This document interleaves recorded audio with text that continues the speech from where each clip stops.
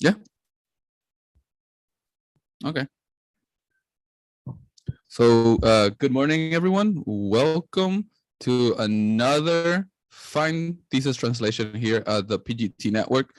Today we have our student Yadira Comulada Vega. She will be presenting to us her translation of Rapine Carrion, a comic by Días Cómic, which are local comic book artists. Yadira, welcome. With us, we have here Luis García Nevares, who's going to be one of the readers. David Auerbach, professor as well at the PGT and another reader. And I, Gabriel Rodríguez, as the thesis director. So Yadira, whenever you're ready, you may start presenting your subject. Perfect. So we move on. Let me set it up. Can you guys see it? Perfect. First of all, thank you so much, Gabriel, for that introduction. And thank you to Luis and David for being here, for reading my thesis. As I said, today I will be presenting my thesis on the translation of Días Volume 1 and Rapiña Carroña by Días Cómic.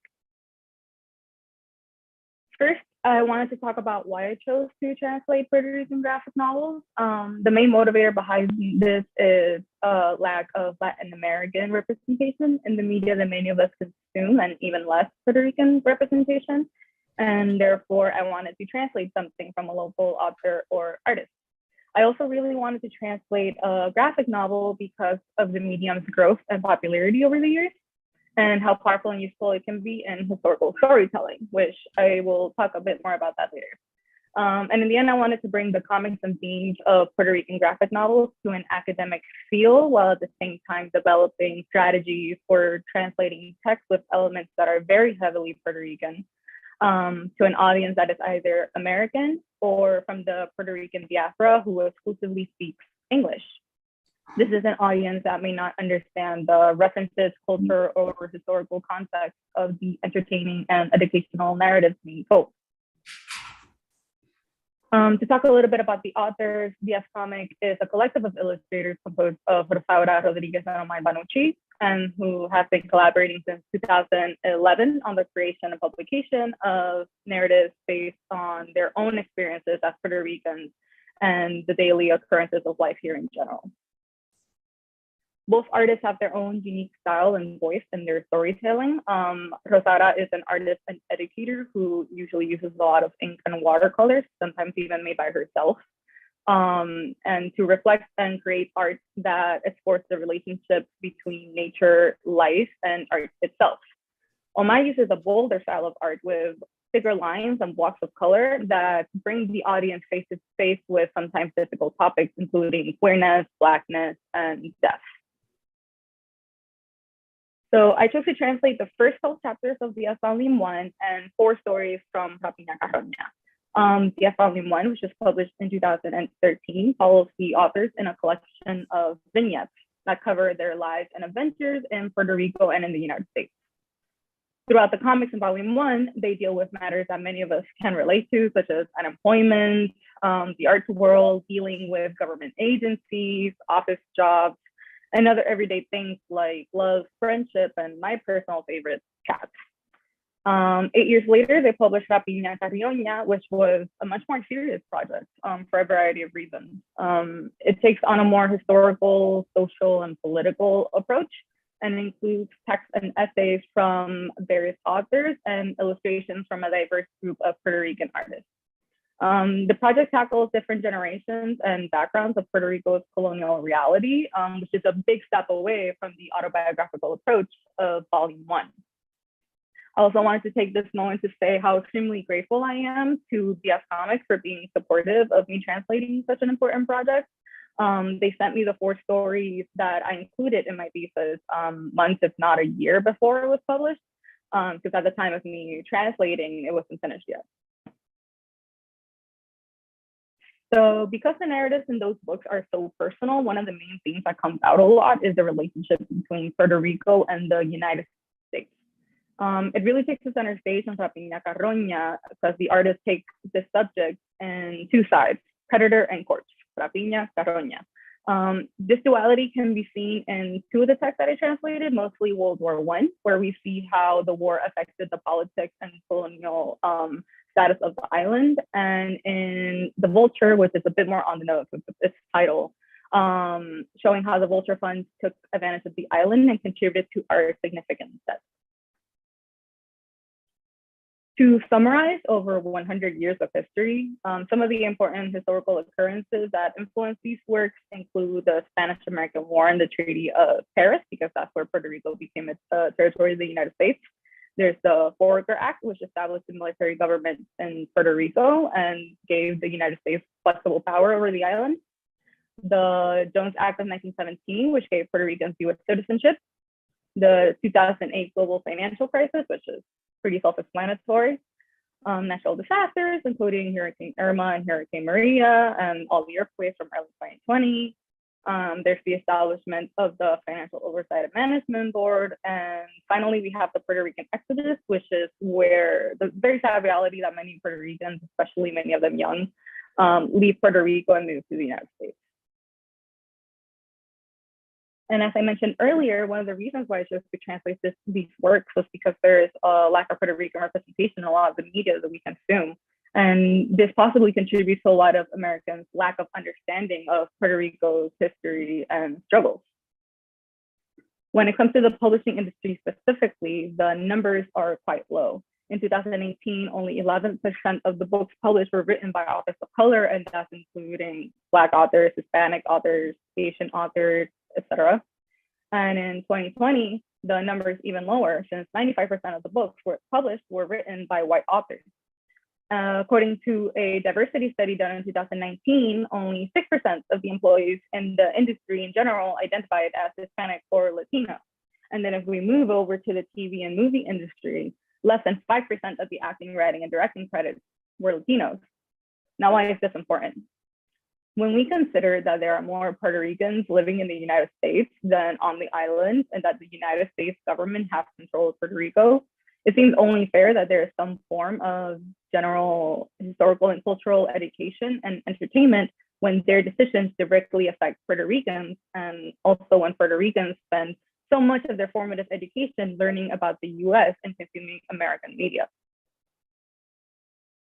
And speaking of education, one of the benefits of translating graphic novels is that comics can be a great educational tool. First of all, some people prefer to receive information by images. I feel like our generation is very visual when it comes to learning, and this makes comics a lot more appealing than standalone text. Second, comics are an accessible form of media since visuals tell the story, and this can help the reader navigate it since images and can reinforce understanding and help the reader recall information more easily. Additionally, in comics, readers fill in the gutters, which are the blank spaces between panels, with their own imagination and the information that they are given on the page. And this act of filling in the story can be helpful in retaining the information because they're actively interacting with it. Here's an example of the use of the gutter here, and these panels I chose from Persepolis, which is another historical graphic novel that covers the life of an Iranian girl during the revolution and how it affected her and her family. Each panel shows us something different, but because of the text and the images, we as readers can interpret on our own what happened between these panels. Lastly, all these reasons conclude in the fact that comics are a great representation of memory. Hilary Shute, who is an academic in the field of graphic novels, especially in graphic novels used to tell historical narratives, describes comics as having the ability to express life stories, especially traumatic ones, powerfully, because it makes literal the presence of the past by disrupting spatial and temporal conventions, like what I mentioned earlier about the gutter. And it helps in overlaying the past and the present. She goes deeper into this in her article titled Comics, Forms, and Narrating Lives by stating the following.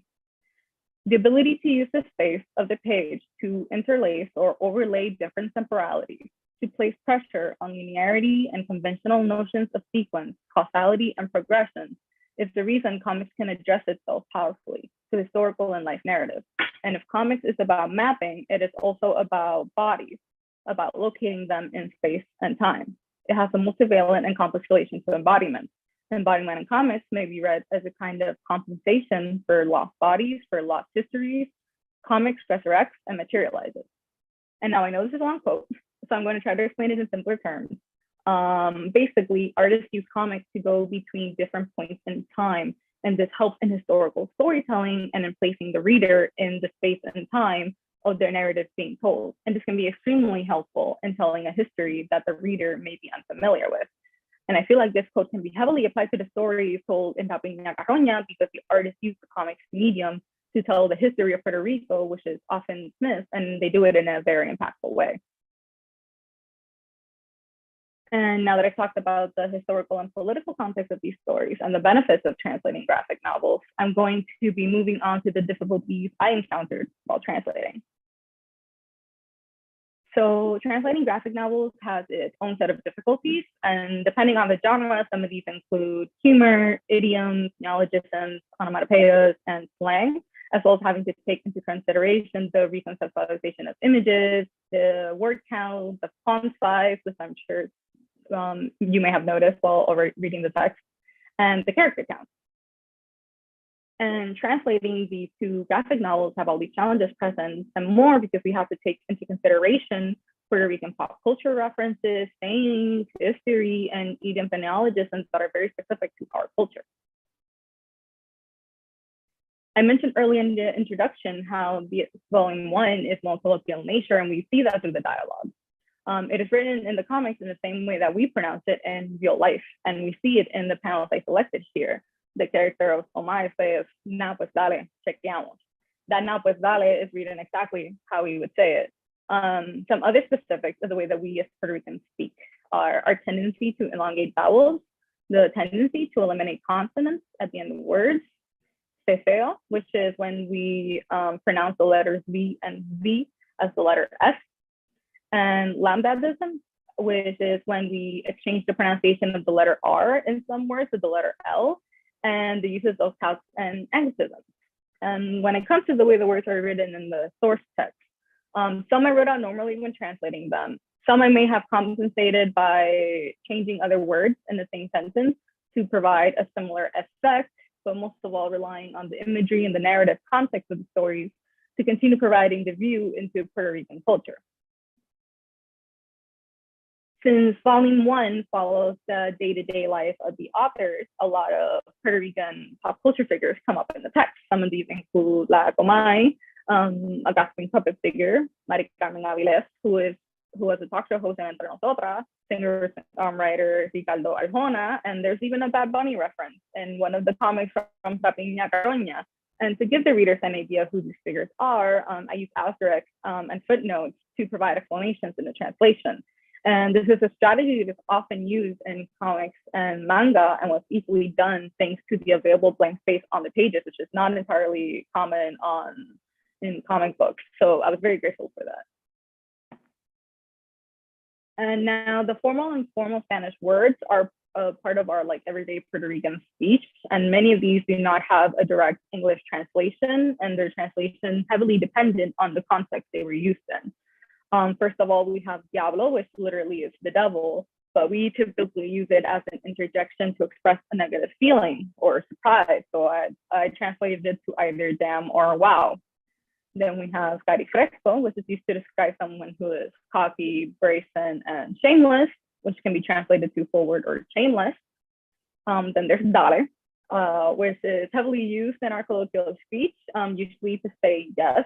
So it can be, I translated to sure, let's go on. And you can even leave it on its own to maintain that Puerto Rican aspect to it in the text. Then we have acho, which is typically used as an interjection similar to o in English. So it could be like, oh boy, or dude, you could omit it, or you can also leave it to maintain that Puerto Rican aspect, just like dale. Next up, we have afrentar, which stems from the word afrentar, and it's a shorter version of the participle afrentada. And originally I translated this as offensive, but upon rereading it and looking at it with fresher eyes, I realized that this isn't fully this exact same thing as afrenta. So I realized that a better translation probably would have been greedy, especially because in the text it's used to describe a cat who was probably really greedy for its food. And then there's medianera, which is a word used to call a wall that divides two properties, which I translated it to side wall. There's tren, which literally translates to train, but it can also be like metro or subway. And I chose either train or metro depending on the context and the location of the characters and they're in the comics. And lastly, we have penca, which is a type of leaf, and the comic never shows us what a penca is. It just mentions it, and so I had to research it, and I found a lot of pictures, so I decided to be descriptive instead and call it a fleshy leaf. Next up, we have Puerto Rican nicknames and abbreviations. The first up is Yupi, which is the name many of us give to the Rio Piedras campus of the University of Puerto Rico. And it comes from the English pronunciation of the first two letters, UPR. For the translation, I just believe it as is because of its cultural significance. When you hear people speak of La Yupi, you know that they're talking about that specific campus. But in addition, an asterisk and a footnote were added to inform the reader of what it actually meant. And then next up, we have two of Puerto Rico's major shopping centers, which are Plaza Las Américas in San Juan and the Puerto Rico Prime Outlet in Barceloneta. So Plaza Las Américas is often shortened to Plaza, but for this translation, I decided to use the expansion strategy and write out the full name so the reader would be able to know which one they're talking about, because there are so many malls in Puerto Rico that start off with Plaza, Plaza del Sol, Plaza del Caribe, etc. And the prime outlets are often called Los Outlets, although this may also cause some confusion because we also have outlet malls in Canaguanas and Montelledra. Or you simply say in Barceloneta, as the graphic novel does here when Omar comments on Britomania. But for the reader to understand the context, I translated it as at the outlet mall in Barceloneta to be more specific. And lastly, this is what I consider to be the biggest challenge in translating Días Volume 1, and it was translating humor. So there are three types of humor according to Jeff Barelsos and West. There are linguistic humor, which usually involves puns and wordplay. There's cultural humor, which are usually ethnic jokes, and universal humor. The panel I chose here, I think, is a good reflection of universal humor because the character of Omar is kind of like regretting that he chose to be like an artist and that he should have gone into comparative literature because that's where the money's at. And it's supposed to be kind of sarcastic and ironic because anyone that studies the humanities has always heard that like, oh, you're never gonna make any money there. And that's not necessarily Puerto Rican specific. And since Días Volume 1 is based on personal experiences, a lot of the text features linguistic and cultural humor. And I wanted to start off this conversation about humor, talking about what I consider to be the most difficult translation in the text, and it involves wordplay. It is a single panel comic starring an older man. And the first sentence in the panel says, hoy en día todo lo verde está in. Bolso verde, oficina verde, día verde, carro verde, blah, blah, blah. And then it comes to an illustration of an older man in 40 clothes with a tank that says go green. And he says, vaya mami, echa pa acá que estoy verde del hambre. Finally, the bottom text says, quizás es por eso que cada vez hay más viejos verde. The joke focuses on the color green and how everything now is eco-friendly and more sustainable, and then ties it with the idiom viejo verde, which translated literally is green old men, but it really refers to older men who prey on younger women. Making a literal translation of this joke would result in a complete loss of the humorous effect. So instead, I changed the joke to maintain the effect, using one of Dirk de la Bastida's methods for translating puns, where the pun is replaced by a related wordplay rhetorical device and aims to recapture the effect of the original pun. And I also use Baker's strategy of using an idiom of similar meaning, but the similar form.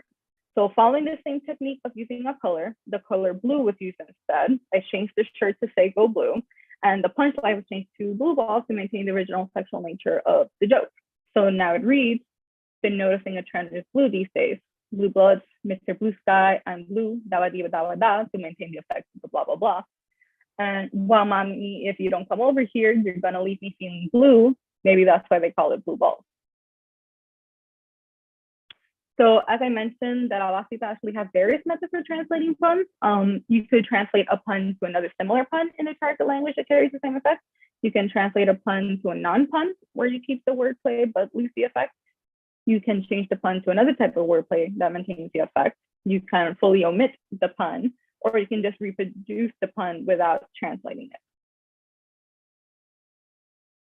And next up, part of the aftermath of the Spanish-American War included Puerto Rico becoming a bilingual country.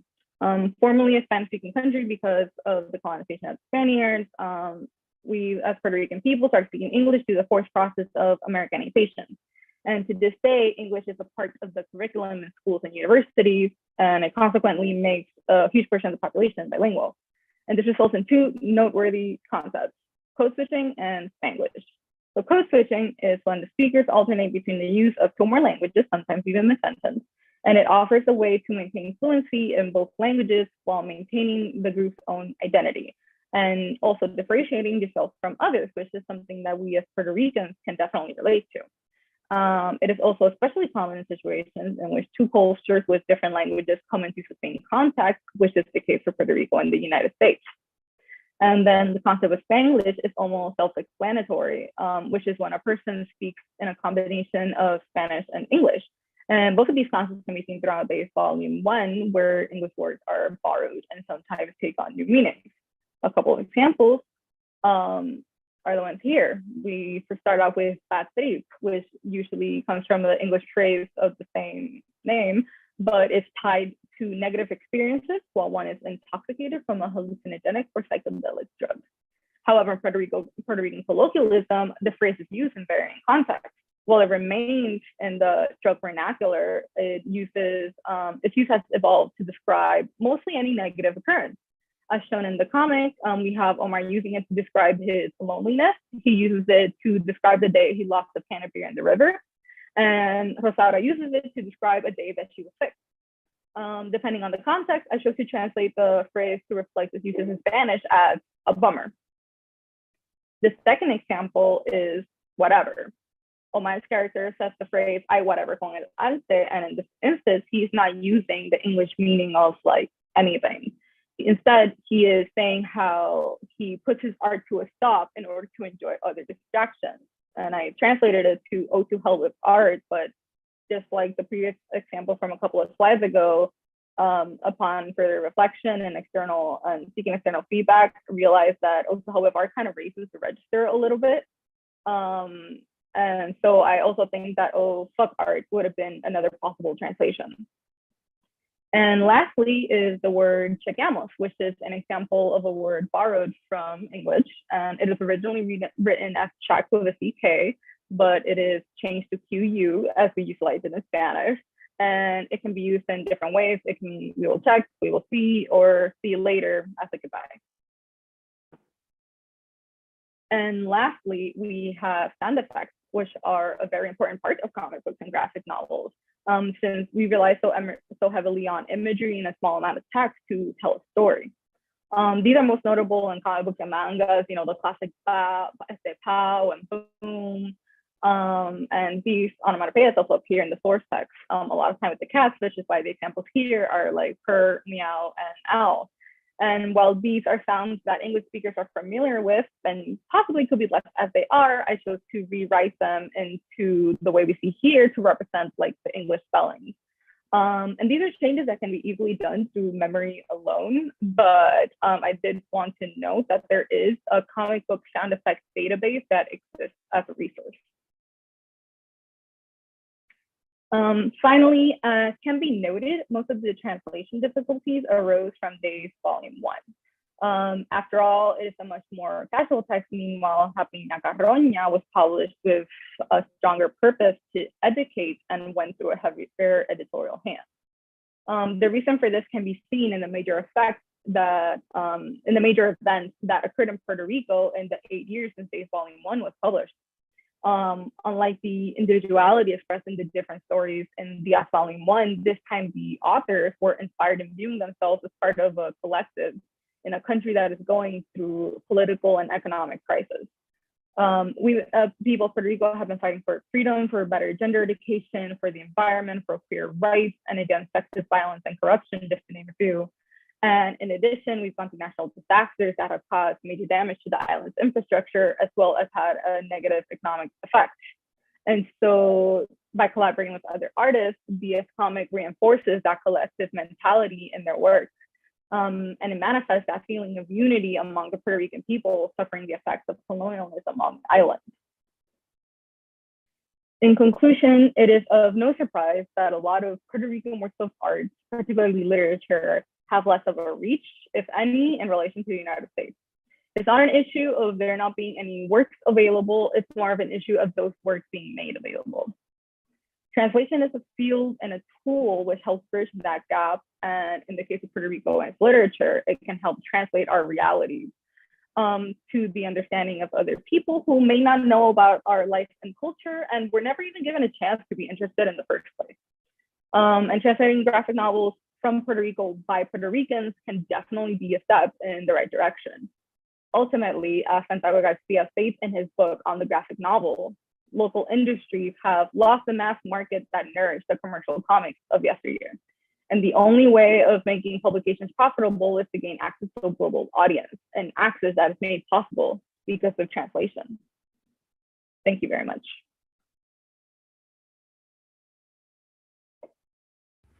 All right, thank you, Yadira, for an excellent presentation.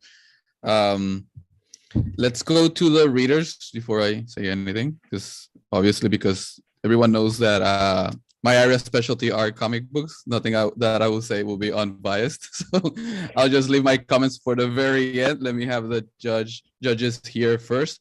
Who would like to start? I can start. Okay, please go ahead. I mean, Thank you. You can interrupt whenever. Go ahead, Luis. Okay, yeah.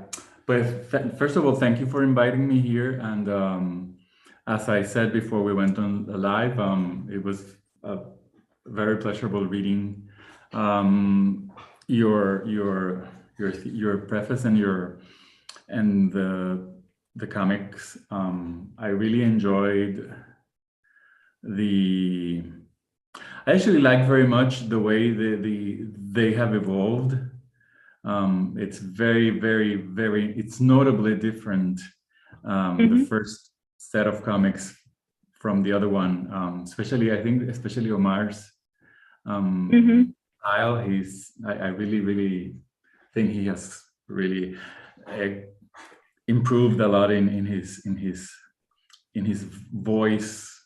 So I mean, in his written and in his drawn voice. Yeah, definitely. I mean, it was 8 years in between. ¿Cuánto? 8 años.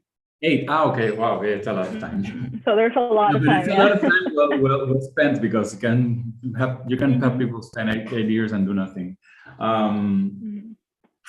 Let's start with your preface. When I started reading it, it needs a little bit more guidance when you read it, because you start talking about this first 3 sections: Puerto Rico's history with the United States, Puerto Rico today, and the lack of Puerto Rican representation in media. I need you to tell me, before you start talking about that, why are you going to start talking about that?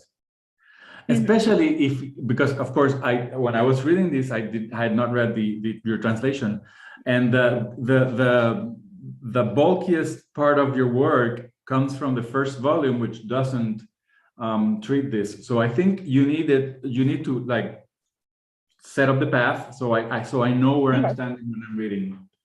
So that kind of like the first thing is, why did you include this? I just didn't understand.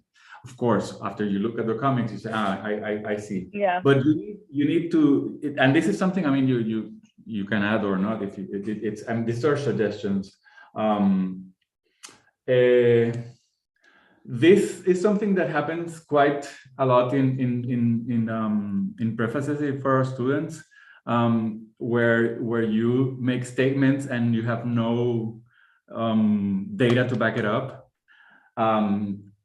You say on page 8 that it seems only fair that there is some general form of historical and cultural education, as well as entertainment, when their decisions directly affect Puerto Ricans, and when when Puerto Ricans spend so much of their formative education learning about the U.S., which I think is true. Who says that? But yeah, I'm backing it up. Yeah, I understand. who's saying that? Because I know it because I studied in Puerto Rico, and I we take a lot of U.S. history, and you need also to like be more convincing in argumenting towards educating the U.S. population, which is, my mother would say, tirarle pedos a la luna, but you can try. Yeah. Entonces, this is something you mentioned in your presentation, and it's something I'd like to talk. You said Jacob and Lasky, the illustrator, comics are an accessible form of media since visual tells the story.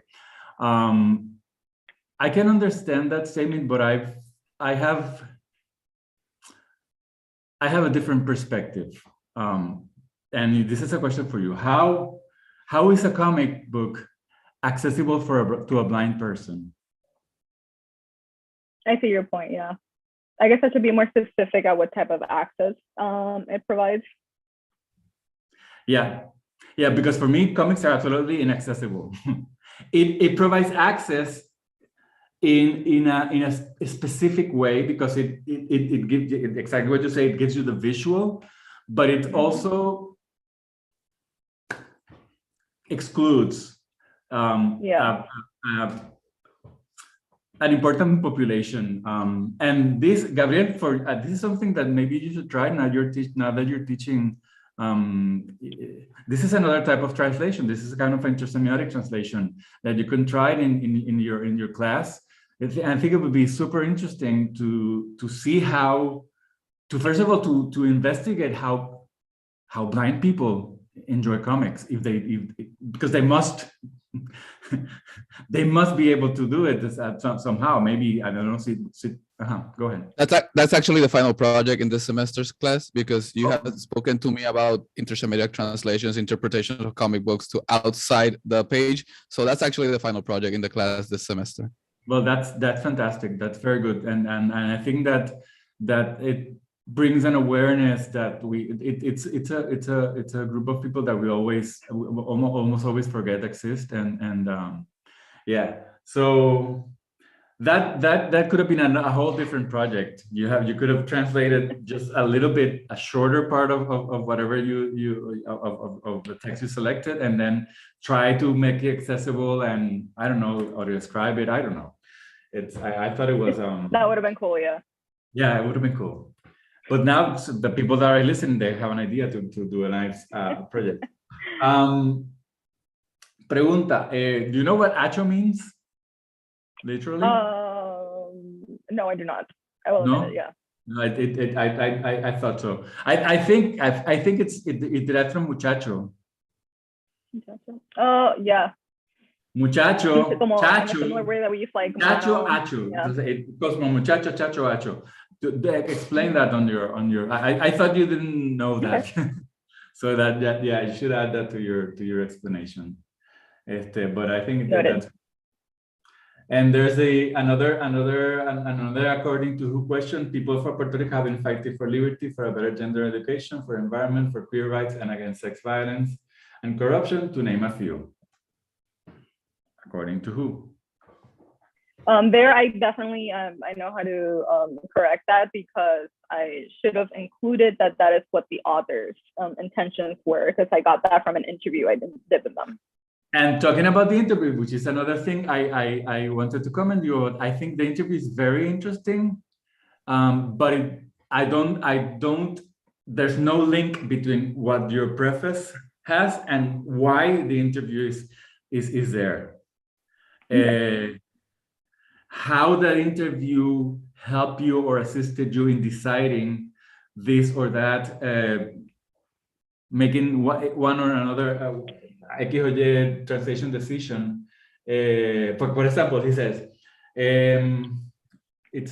Omar says, fue más bien tratar de decir la misma historia como le diríamos a alguien en inglés si estuviéramos de vista en los Estados Unidos o algo así. When he talks about when they try to translate, that it's a very interesting starting point to start a discussion or I don't know, to elaborate on how their intent of translating the text, they realized that they didn't have the abilities or the tools to do it correctly, and how that may have influence, and that will probably give you a way to establish a link, because when I started reading the interview, I said, this is very interesting, but what does it have to do with everything else?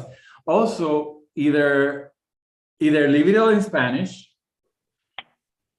the questions and everything, and just add a little paragraph on top saying this is an interview, like explaining blah blah blah blah, whatever. It's just quoted here directly. I transcribed it and blah blah blah blah, or translate it and have it all translated in English. I don't think you need to translate it, but you should have like an introduction. An introductory paragraph. It would be best translated, but I don't think you have to. An introductory paragraph and then the everything else in Spanish. And the big thing that's missing from your preface is the work you did to get it maquetado, to do your typesetting. It's I think it's Yara, and who else? Is there anybody else apart from Yara? I think there's somebody else that did a comic translation. It's Yara. There's been a few people now. Remember Bonilla, the student, we were in that defense together. About video games. It was about video games, and it had some comic book slides inside. It was a thesis. I think you were directing it, or you were reading it. I don't remember, but there's not many. The point is that there's not many, and your experience, and all of your troubles and all of the hardships that you went through doing it. It's important to document it so that your fellow colleagues, when they want to embark in a project like the one you did, that you can give them guidelines and just let them know. That's one thing. And there's another important discussion, which I'm not a comic expert, but I think also deserves some discussion, is the font selection, the way you selected the fonts, which I think was very cool. How did you come up with that?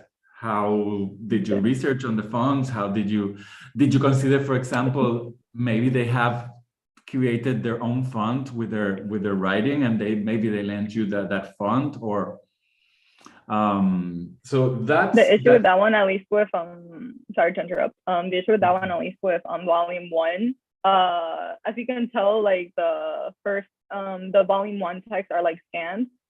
Because that was published so long ago, and it was published by Libro Hace, and it would have been looking through so many like data hard drives trying to find the original scans of the comic. What you did was fine. The only thing I'm gonna say, it's a shame that, I mean, I don't know if it's an easy book to find, but you should have had it cut and be able to scan it flat so that you could come up with a neater, because it's a lot of work. It's a lot of work to do that, and to have those pages like all slanted. It's also more problematic to you to set the text, because you have to twist it because the page is twisted. So it's a shame that you didn't you were not able to have like better scannings of your source text. I mean, it's okay what you did, but it is a shame. Si vas a pasar el trabajo, just make sure it's perfect. If I may, the thing about the fonts in comic books, fonts are very original and to the authors and the artists. It's what stands out as an original comic from Mechanical One is that they actually write with their own hands the font. The problem with that is that since this is an exercise, it's mostly mechanical. We did what we could with Yadira software, which was just right in there. But that would have opened the door to a whole nother semiotic approach to the font, because in comics, the font is very visual. Unless there had been some different emphasis on something that the font would have been changed in the source text, we didn't go through it. Since it is a standard throughout, we decided to leave it that way, but it does merit its own approach. I do agree with what Luis says. Yeah, just would have taken us a lot of time. Talking about how did you, can you go through your process of doing that typesetting? Just, I mean, simply just, I just want to know what programs you used. I used Adobe Pro to edit the PDFs, and I would say the most difficult part was that when it would read some of the text and I could easily like erase it as text, but a lot of times it would the text, it would read it as part of the image. So I would have to take the image and, using the preview app from Mac, try to erase it as much as I could to be able to place my own text on top of it. And aside from that, I did have the issue that sometimes Adobe Pro would glitch and would erase some of the pictures, or would erase some of the text, or sometimes erase pages, and then I had to rescan them and then put them back on. It was a process. Yeah, that's not the right program to use. You should have used Photoshop or GIMP, which is the free version. Because that also because sometimes that and the time to learn to use Photoshop. Yeah, but you need to learn. I had a friend who called that monosincronizado. You need to learn just like how to do this, and how to do this. And for example, like some of the part where you covered things with boxes, that is easily fixed with stamp, because you just stamp the texture from another part of the image and erase it. It's not very difficult, but you just need to use the right tools. Next program, yeah. Ask me. But will do. Yeah, but that would have helped get a much better quality. I mean, which much better quality and less work for you, because lining up those no, that mustn't been hell. And only a little bit. Yeah. The other thing is you mentioned the nicknames abbreviation. I think that was very, very good what you did. Just one thing, that Plaza is it's different for every region. Plaza in Ponce is not the same as Plaza in San Juan, as Plaza in Mayagüez. So that's very city specific. The example you gave about the Viejos Verdes, I'm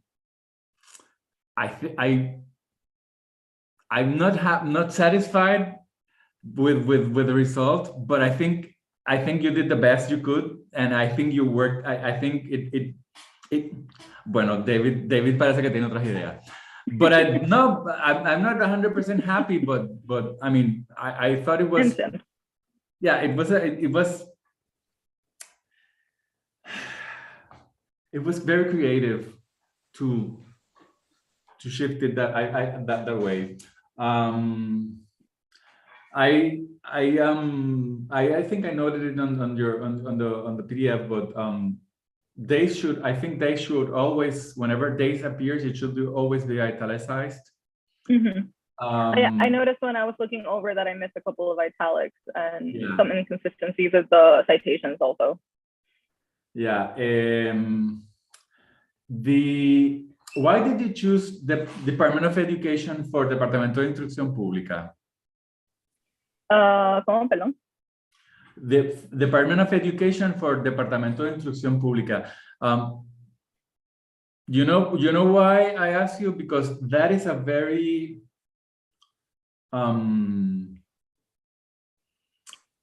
it's a name specific to a time. You were not born when it was Departamento de Instrucción Pública. Yeah, I kept it to the name for now. ¿Cómo? No, que lo dejan. I left it to the name that like we use for it now. Yeah, and it's instrucción pública because and I was thinking about not long ago because for example the health department, it used to be called Sanidad. My grandmother called it Sanidad, and it's part of the assimilation process that PNP has been doing. The way they changed those names of all of these Departamento de Instrucción Pública probably comes from Spanish. So it's important to investigate what was the name in English, and not because in this specific example, it's talking about history. And the Department of Health, el Departamento de Salud, antes era el Departamento de Sanidad, and it was changed to Departamento de Salud because it's similar to the Department of Health in the United States. Y probably that same thing happened with Departamento de Instrucción Pública. I mean, digo, probably no, I'm sure it was because it was renamed. But you make a very good point. Yeah, so it's a historic name, and it should remain. You shouldn't use Department of Education. I don't think that's the original.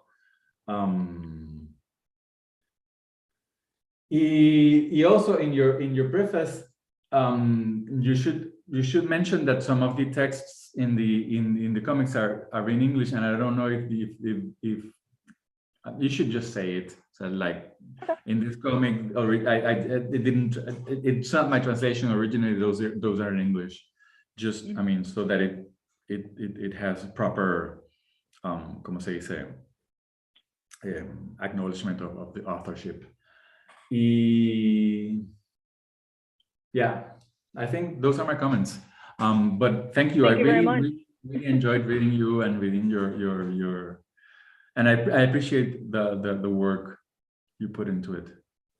So yeah, thank you so much for reading it. Thank you, Luis. Let's go on to David. Hello, everybody. Yadira, I don't want to go over what Luis already mentioned, so my comments I think are a little bit pertaining to the translation itself, but I do want to talk about the preface because I was concerned about the structure of the preface, and I think it was a very confusing structure. It has to be reworked. And Luis mentioned some of the issues, but I have a checklist here, so I'm just going to read my checklist.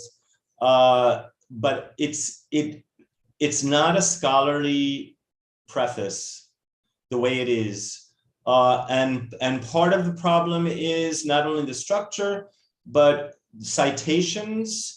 There's so many quotes that are not cited.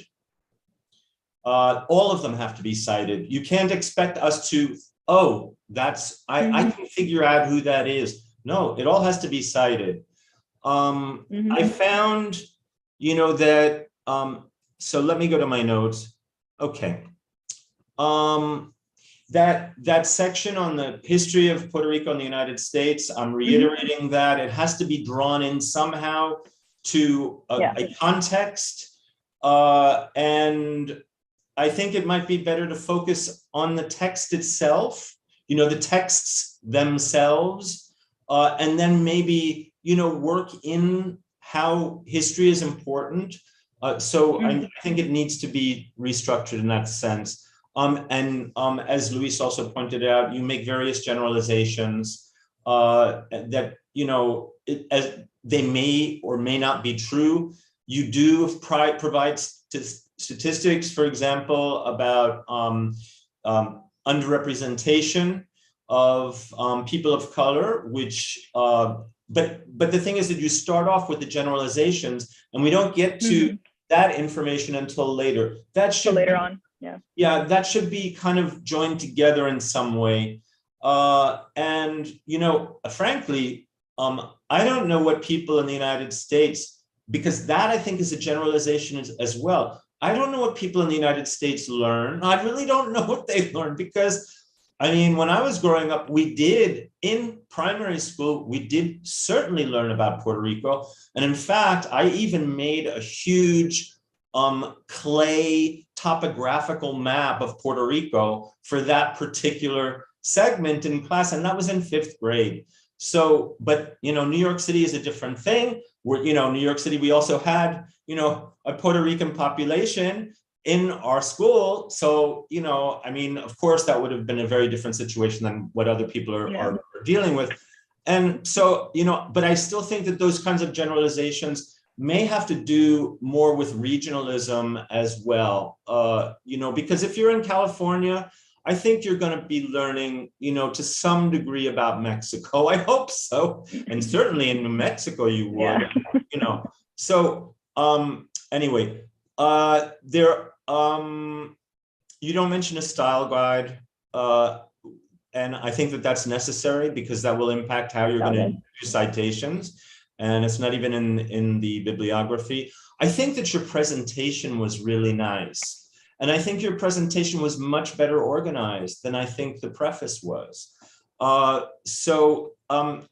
what I felt was missing, not only about the mechanics of doing this, and by the way, I have a question. Couldn't you have just cut out those pages and put them, you know, and scan them that way? I could have. I mean, I hadn't thought about it. Fun even, you know, like, I mean, destroying in order to create. I guess I just didn't want to ruin my book. That's what I was, like, that's what I meant. It would like to cut it and. Yeah, just rip the thing I probably out. didn't do it. Tear it I probably didn't do it because sorry. Sorry, I keep interrupting you. No, that's okay. I think that you have these tiny little sections where you deal with translating humor, the Rio Prieto subculture, puns and wordplay. Those should all be more in depth. And they should, I mean, they should have taken up more space than your long aside about US Puerto Rican history. Okay, the other thing about the preface that I think I don't agree with is the interview in Spanish. This is about accessibility. This is about, you know, and since we talked about accessibility, you know, keeping, you know, in mind other, you know, other alternately sighted people, I think that, you know, we have to understand that this is what if this is being sent, and by the way, your audience, I think you want a global audience. The whole world is interested in comics. And, you know, I really think that a lot of the world is interested in Puerto Rico beyond the Neo-Rican, the diasporic. I think the whole world is interested in Puerto Rico, and they should be. So for a global audience, especially, to stick in that, you know, I mean, well, of course, your thesis is not going global. It's the product that's going global. But that interview, I think, is really, really interesting. It's filled with grammatical errors. It's filled with grammatical errors. I mean, you know, and it makes my eyes bleed when I have to see hayan. Han habido, sí, claro. But it made my eyes bleed. And all of that should have been fixed up. Or what ideally, I think a great idea would be to somehow, when you're discussing the texts, bring in these voices. Incorporate the interview. You know, as quotes, and, you know, so that you don't have the entire interview. You could do it that way, where you could take excerpts and incorporate that within your preface. And that way we wouldn't have to see the mistakes in Spanish. Yeah, I like the idea of incorporating them into the text a lot. Okay. So I think those are pretty much my comments and by the way, I have these notes. I've also marked up the Word document, which was a nightmare. And because it's all over the place. But the thing is that for me, I started off doing it, and so I wasn't gonna, by the time I got to the, you know, the translation itself, I realized, oh my God, I should have done this in the PDF, but well, whatever. I will provide, since it's so heavy, I will provide a link to that, so you can see everything. Okay, now then we're going to get to the translation.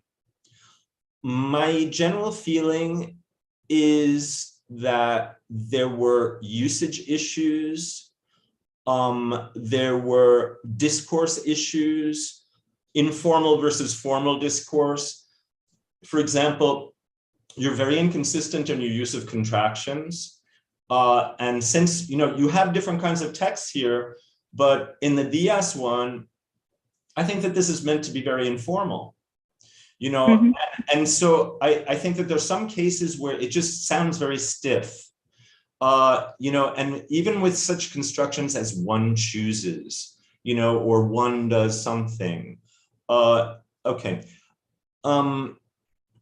There's an issue with relative pronouns, who and that. With people, we say who. I noticed those, yeah, and when I looked at it while building the presentation, I noticed the same thing, yeah. Okay, and then we have a bunch of very literal translations. For example, me pregunto winds up, I ask myself, and really it should be, I wonder. So that occurs several times. And, a general suggestion that I would give you, I don't know if you did this, but when researching slang, I would go to the Urban Dictionary and also the Urban Thesaurus. The Urban Thesaurus is relatively new, I mean, in the grand scheme of things. Yeah, I hadn't heard about it before. And that can be very helpful in terms of coming up with things. And as it turns out, you could have used green balls. Yep, you could have. Check it out in the Urban Dictionary. You could, and that would have saved that whole thing. And it has. Well, you just look through the. I'm not going to go through it here. Yeah. You can check it out. Yeah, I wasn't convinced with using the word forward. I think that brazen or bold, is more. There are some other things that are, also very literal, like you use offers in stores, it's not offers, it would be specials or sales. You use clients instead of customers. Okay, I'm just going through this. You use destination instead of destiny at a certain point. You use transcendental as literally a translation of trascendental, which should be important, earth-shattering, something like that. You use the US Marines instead of the Navy. Also, later on, when we get to the quotes that are given by Governor Yeager, did you find those, or did you translate those? No, those were actually in English in the original text, if I'm not mistaken. Did you check them to see whether they matched with any historical document? No, I did not. Okay, I would do that, because some of it seemed okay, but then there were little parts of it that did. But you should also mention that in the preface, maybe. Okay, then some of the titles of the latter sections have definite articles where I don't think they really would go. Like The Spy is okay, but there were some of them that I didn't think a definite article should be used. You also use the word metropolis when it should be metropole, when you're talking about a colonizer. And a cheesecake, that would be eating an awful lot. Do you want a cheesecake in English? Would mean you're eating the entire cheesecake. You want a slice of cheesecake, or some cheesecake, not a cheesecake. Noted.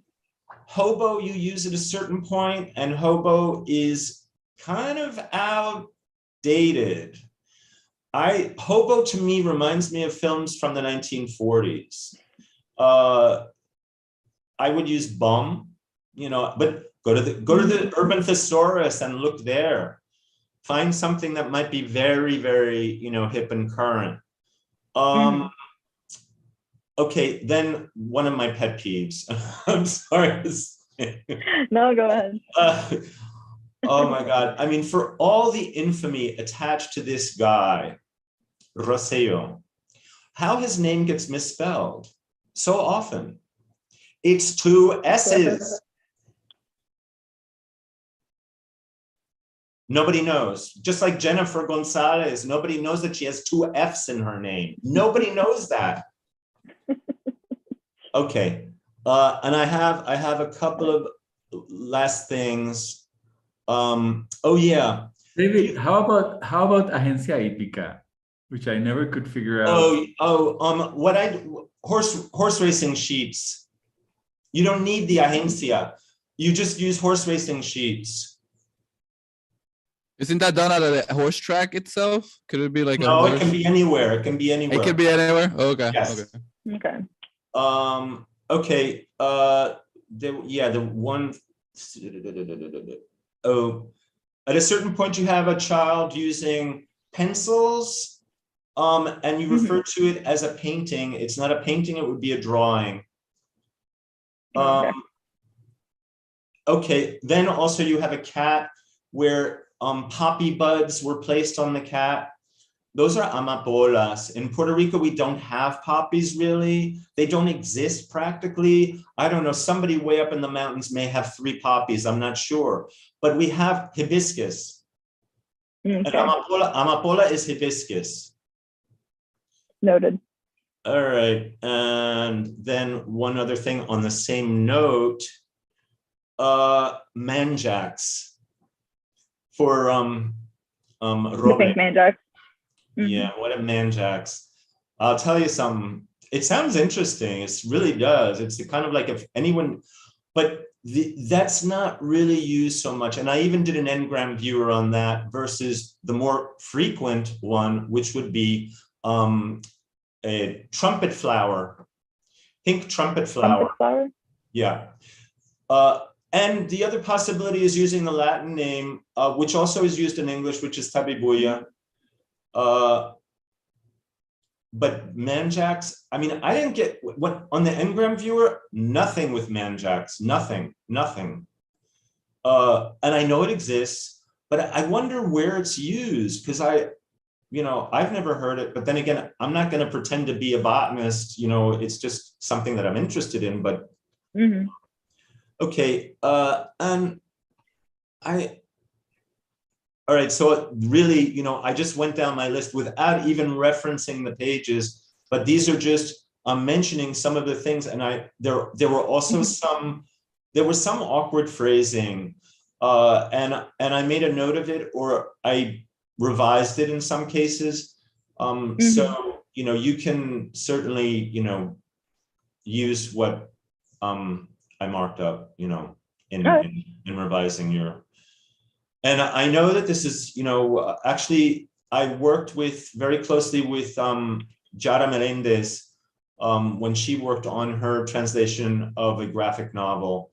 I know what it's difficult. It's very difficult. It's in some ways it's similar to subtitling, the process. But I would like to hear more about that process too in the preface. So I think that's pretty much all I have to say right now. And I said I sped through this, but you can see everything. Take a look at it, yeah. And I also have my notes. I'll send you my notes too. Thank you. Thank you, David. Certainly, my notes. And I have made corrections, but my corrections you have to take with a grain of salt. But yeah, thank you both for reading it. So yeah, certainly the language, originally the focus of this thesis was going to be the Rio Piedras subcultures. We know, as having lived and working in Rio Piedras, we know that there is certainly something very particular about the subculture, about Rio Piedra, UPR students, how they speak, how they can exchange words and use different the different connotations of the same word depending on whatever they're feeling at the moment. And that was our original intent, but then we noticed that it kept getting bigger and bigger, and it kept getting, and that's when we started to change certain things. But we know that it would have been the ideal. Yeah, go David. I know. Yeah. You know, one of the reasons I think it's important also to say something about that subculture is because and also the idea of code switching is because lately, you know, I mean, there is a lot of anti-American sentiment in Puerto Rico, obviously because of, you know, Ley 20, Ley 22, and various things that have happened, La Junta de Control Fiscal, many different things, Trump, and, you know, but I think it would be very helpful if you pointed out that, you know, use of English and code switching is not only a class-related issue, that it may have something to do with, you know, education, but it also has to do with geographical context. And I think that could be brought out so that we understand that, you know, this is not, we're not talking about some elite in Dorado. Mm-hmm. You know, we're talking about people who actually have no money whatsoever, nothing, zero. So I think that could be helpful, as, you know, because it's a sociological, you know, just have something brief, but a little bit more of an explanation, because otherwise I think that section, the Días comics, there's a very internationally understandable feel to that. You know, this kind of existential malaise and ennui and, you know, just focusing on these minutiae, these little details, which occurs all over the world, although I think probably more so in higher income countries, where people have the time to do such things, you know. But I think that there are elements to that first that are very, you know, they're not culture specific, but then there are other aspects that are culture specific. So maybe by a little bit more description in that Rio Piedras section would be helpful. Okay, so thank you for that. So yeah, definitely the whole cultural, those changes and those perceptions they were a big challenge for us, how to make it work. But there's always ways to make things work, and thank you for those observations, because I know that Yadira was taking notes and she will be making those integrations as soon as she can. So now in this part of the defense, we are going to gather up and decide on what to say to Yadira or give Yadira. So we are going to be going not offline. We're going to leave this room, the professors. We're going to be speaking in private. Yadira, you just wait there a couple of minutes while we decide upon a sentence, and then we'll execute. So give us a sentence for for Yadira. Yadira, you've done within the scope of what we do here at Translation and what we have in the courses, you have done an excellent job. I, for one, have had you in my classes. I know that this subject of the comics has always been, since the first time we saw each other in the comics course that I taught a couple of years, which is still ongoing every so often. And you have done an excellent work. I witness how you can take things on your own and you can drive them. You have your opinions, you defend them, even if they might not work in the end. They still go with what you were going for, and you're willing to learn if someone has a better suggestion, someone has a better opinion. And that's what we measure a lot here, the capability to work as individuals, to get something done. And because of that reason, we have with us as well, that we have decided to give you a notable in the final grade. Congratulations, Yadira. Thank you so much. You have a month to integrate the suggestions and opinions that the observations that our judges will make readily available to you, whether by email or links, etc. They'll communicate with you.